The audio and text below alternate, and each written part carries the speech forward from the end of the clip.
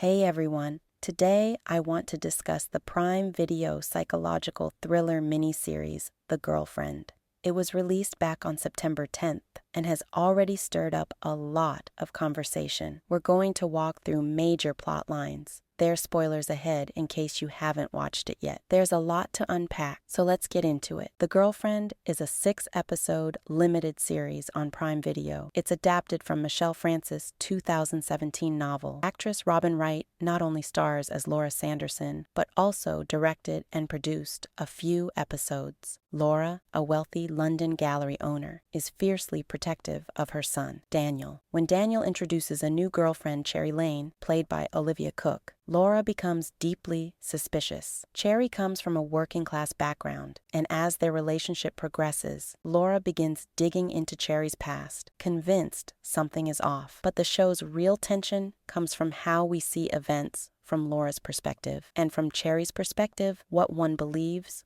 what one hides, and how memory and perception shift. Let's get into some of the key plot lines. If you've seen it, you'll remember these. If not, there are some spoilers ahead.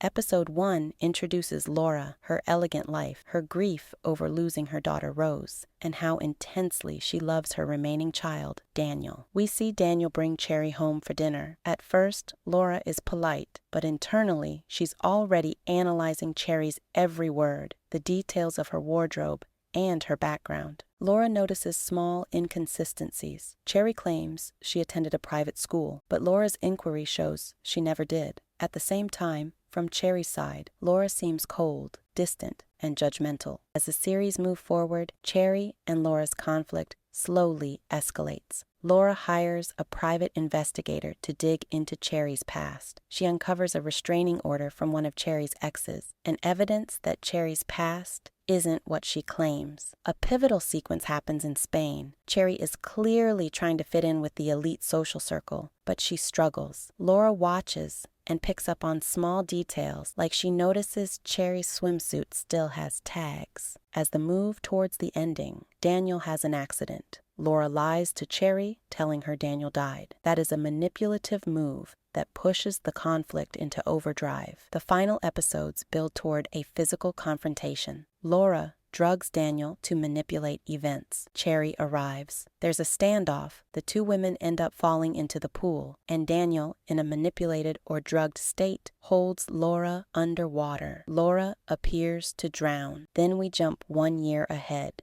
Daniel and Cherry are married. Cherry is pregnant, and life appears settled, until Daniel finds a recording on Laura's phone. It's a recording of Cherry's mother, Tracy, warning about Cherry's manipulative tendencies. In the recording, Cherry's mom says, "Sooner or later, she'll want something you're not prepared to give. She'll find a way to get rid of you." That moment flips everything. Honestly, the ending is pretty ambiguous. It leaves a lot unresolved intentionally, especially around Laura's fate and Cherry's true intentions. Beyond the twisty plot, what is The Girlfriend trying to get at? What makes it more than just a thriller?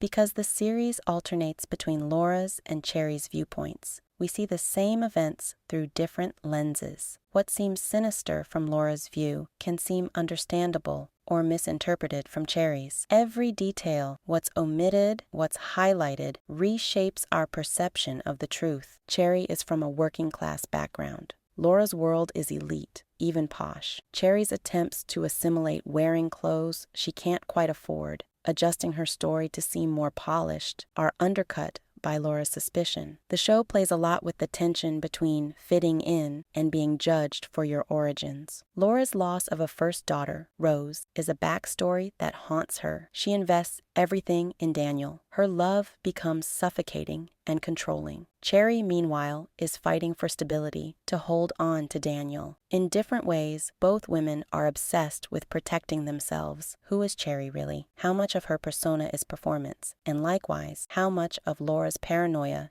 is projection? The series asks, can you ever fully know another person, especially if they have motive to lie? Ultimately, The Girlfriend uses suspense and psychological tension as a way to ask, who is guilty And is it ever as simple as labeling one person as bad and another as good? The show is not perfect, but it's compelling. Let's discuss how it truly shines.